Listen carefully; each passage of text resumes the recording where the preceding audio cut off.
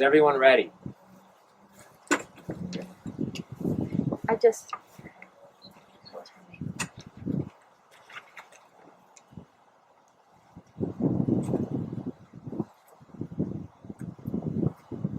Well, hello everybody.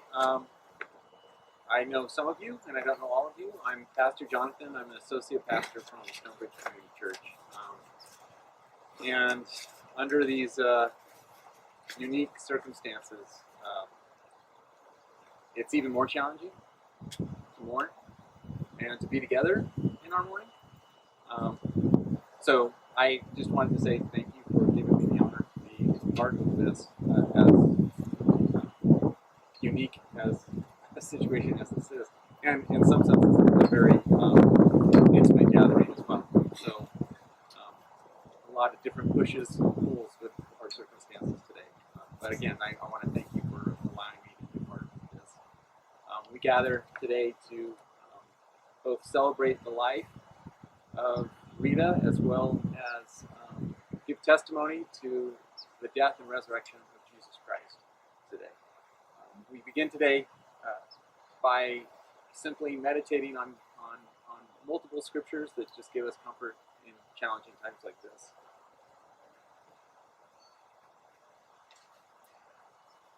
Our first scripture comes from Psalm 124, verse 8. Our help comes in the name of the Lord, who is the creator of both heaven and earth. From John 11, Jesus said, I am the resurrection and the life. Those who believe in me, though they die, will live. And everyone who lives and believes in me will never die. From the book of Revelation and from the book of John, Jesus says, I am the Alpha and the Omega, the beginning and the end, the first and the last. I was dead, and behold, I am alive forever, and I hold the keys of death and Hades. And because I live, you also will live. Jesus speaks to those who are heavily burdened and are mourning. From Matthew chapter 11, Jesus said, Come to me, all who are weary and are carrying heavy burdens. And he invites us and tells us that I will give you rest. John chapter 14. Again, Jesus said, God is our refuge and our strength, very present help in a time of trouble. Therefore we shall not fear. Peace I leave with you, my peace I give to you. He says, I do not give to you as the world gives, so do not let your hearts be troubled. Do not let them be afraid. From Psalm 103, from Isaiah chapter 66. As a father has compassion for his children, so the Lord has compassion for those who love God. As a mother comforts her child, so I will comfort you, says the Lord. From Paul's letter to the church in Rome, chapter 8, Paul writes, And I am convinced that neither death nor life, nor angels nor rulers, nor things present, nor things to come, nor powers, nor height, nor depth, nor anything in all of creation is able to separate us from God's love, made known to us through his Son, Jesus, our Lord. From Isaiah chapter 41. Do not fear, for I am with you. Do not be afraid, I am your God. I will give you strength, I will help you, I will uphold you with my victorious right hand. Again, Jesus' word from the Gospel of Matthew. Blessed are those who mourn, for they will be comforted. Jesus said, I am the good shepherd, and I know my own, and my own know me. And Isaiah continues this concept in chapter 40. The good shepherd will feed his flock. He will gather his lambs into his arms and carry them in his bosom. Let these words give you comfort today. And let me open in prayer. Loving God, thank you for this day. And in the midst of these challenging times and circumstances, we thank you for the opportunity for those of us here to gather together and to be united in faith, seeking comfort from you at this time. I pray that as we spend this time together, that it will bring comfort and a sense of peace. We pray in your Son's name, Jesus Christ. Amen. So I believe first, Andy, is it? Andy, you're going to say a couple words? Yeah. Okay. So, just wanted to say a few words. I'm still, numb, I guess. I take solace that Mom is reunited with Dad. It's been a long time.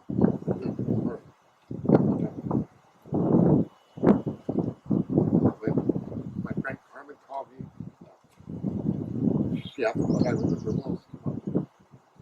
And actually I remember, and how I remember them is their silver wedding anniversary.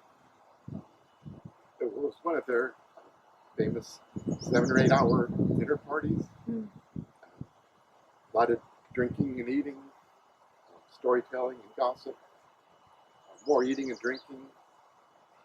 Then the singing broke out, more eating and drinking. And I think Mom and Dad, that's as happy as I think I ever saw them. And I guess that's how I remember them.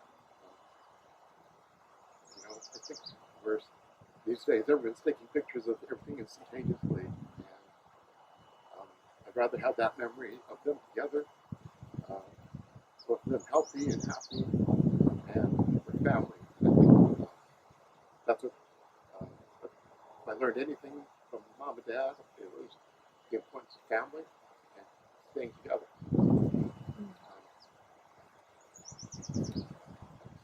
I wanted to read a poem I found by E. Cummings. I will stumble through this because E. Cummings didn't believe in punctuation at all. But he wrote this poem on his own mother's passing. And it's called "If There Are Any Heavens, My Mother Will." If there are any heavens, my mother will, all by herself, have one. It will not be a pansy heaven, nor a fragile heaven of lilies of the valley, but it will be a heaven of blackbird roses. My father will be deep like a rose, tall like a rose, standing near mine, swaying over her silent, with eyes which are really petals, and see nothing with the face of a poet, really which is a flower, and not a face with hands, which whisper, "This is what my beloved mine." Suddenly in sunlight, he will bow, and the whole garden will bow.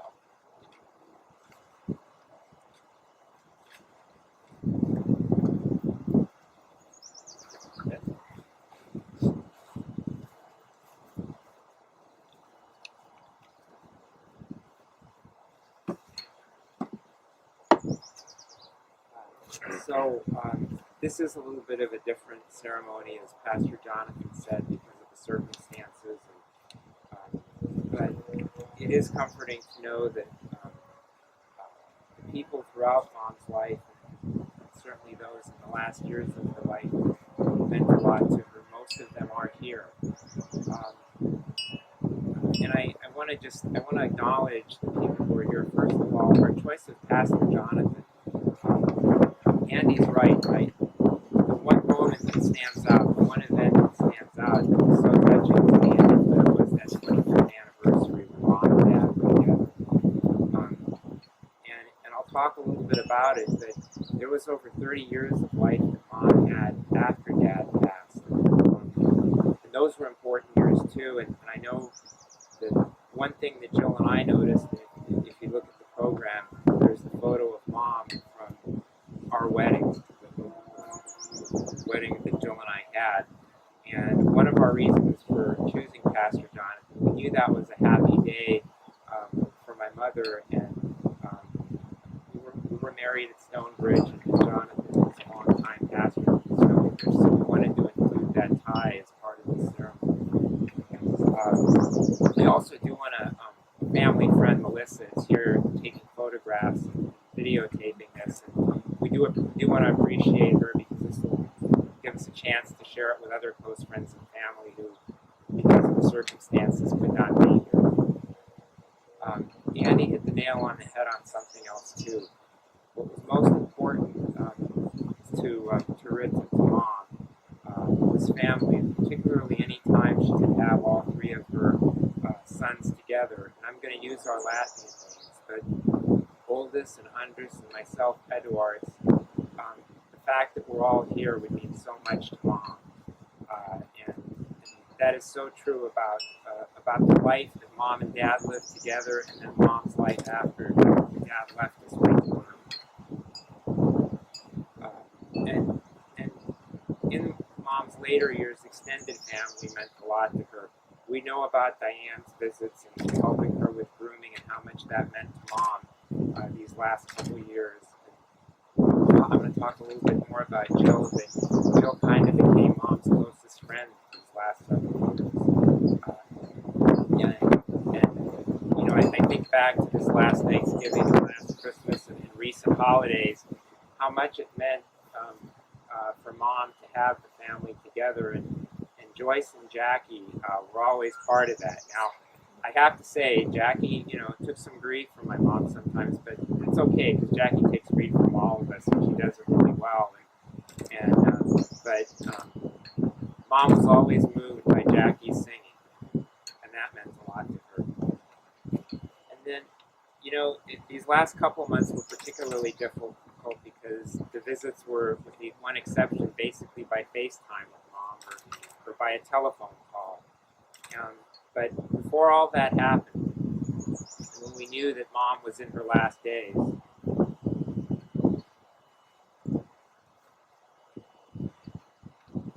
there's no question that her happiest day in recent times was when Ilse visited her on Super Bowl Sunday.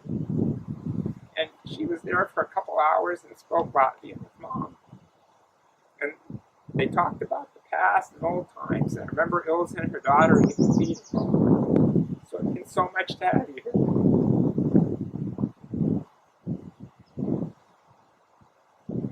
I do want to say that there is one other person I want to mention who's not here because she's had a large part in Mom's entire life in helping us put this together today, and that's our aunt, Tante Lilia.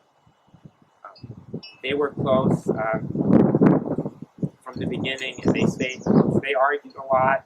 And, you know, I still remember listening to one side of telephone conversations where it went from Latvian to Russian to Latvian to English. It got kind of confusing, but it sort of all worked for them. So, and I know that I know Andy, when he visited, and when Jill and I visited these last few months, we would get Tante Lilia on the phone, and she would talk to Mom, and it would bring such a smile to Mom's face. And Tante Lilia, knowing the situation, would be speaking Latvian almost the whole time, and then at the end would blurt out again. It always means something when the language changes, but she would blurt out at the end in English, "I love you, I love you, I love you." And so I do want everyone to know that Tante Lilia and Jill did a lot of the creative part of the choice in terms of the casket color, which, just so you know, we viewed it, and lined inside, it's with pink, which is one of my mother's colors, and I commend everyone on the flower arrangements because purple and pink, that was Mom's thing, and that's what we're seeing here. It's going to come into play here later in our ceremony, our funeral today, but just so everyone knows, Mom is touching language hymnal, and it's bookmarked to the song Tuvak Yediavaku. And what you need to understand about Mom is the Latvian heritage and culture meant a lot to her, and it meant a lot to her to pass that on to the family. So just a few words about Mom's life. She was born on August 10th, 1927, to parents, Yanis and Alexandra, who are laid to rest in another part of this property. There were challenges and difficulties, as for most people, but particularly for Mom throughout her life. And part of it was having to flee her homeland in Eastern Europe and come here over 70 years ago. But she did that, and she, like our father Laimonis, became proud American citizens. They met here in the United States, and they got married in 1954. And after that, they dedicated their hard work and their lives to make sure that their sons could have good lives. It was thanks to the example they set and the help they gave us in their hard work that we were all able to receive advanced degrees, and we were all able to have successful professional lives. And I would like to think we've all lived with good morals, and that we've all grown up to be good people. And that's what meant the most to both Mom and Dad. And I remember in 1988 when we lost our father way too soon. I have to tell you, there is almost no way I would predict that Mother would live another 30 plus years of life after that. But, you know, I wasn't looking at it the right way, because her characteristic qualities of stubbornness and fighting spirit, they didn't leave. They were still there. And if I thought of it that way, I would have thought it was a cinch bet that she lived another 30 plus years, and that's what she did. And let me tell you, in the past decade, there were so many times we thought we were going to lose her, but she fought back. And, you know, I talk about her stubbornness and fighting spirit, and I'm going to have one more thing to say about that, but there was a soft side to Mom. And her love for animals is unmistaken. I still remember visiting her and checking on her at the old condo in Wood Ranch, and Smokey and Hoss, her two cats. I've never seen cats that are such loyal soldiers and so obsessed with following a human being around the house like they did. But they did, and I don't know how she pulled that off. And then later, when she lived with Jill and I for over 4 years, she became so attached to our black lab packer, and they were each other's comfort whenever Jill and I went out through the night or had to run an errand. They were like each other's security blanket. So one thing everybody shouldn't lose sight of is that there was such a soft, loving side to Mom, both of family and friends, but also, you know, I know a lot of us here are pet lovers, and Mom was the biggest pet lover of all. And when we rescued our most recent chocolate lab several months ago, every time we visited Mom, the one thing she would ask, because she loved Packer so much, but Packer's in charge, right? And Mom, I can assure you, Packer is still in charge. Every morning around 3, 4, 5 o'clock in the morning, he proves that as he somehow sneaks onto our bed and gets like the prime position where the mattress is the most comfortable. So, Mom, you can rest easy. The Packer is definitely in charge. And I want to conclude talking about Mom's stubbornness and fighting spirit. There were so many times that she recovered amazingly and held on, and these last couple months had to be the most difficult when, you know, our plan was to try to visit her every day, but that was thwarted by current events with COVID-19. But she still fought on, and she made it through one important time. As I said, Jill and Mom were such close friends, and she looked forward to seeing Jill more than she did me at the end. I can tell you that, or at least that's the way she portrayed it. But And Jill was like her close advisor, and they would talk, and Jill just knew how to strike up a conversation with Mom. But it's so fitting that when she was in such poor health and it was so difficult for her, that she showed that fighting spirit and that stubbornness one last time until Jill was able to receive her new kidney.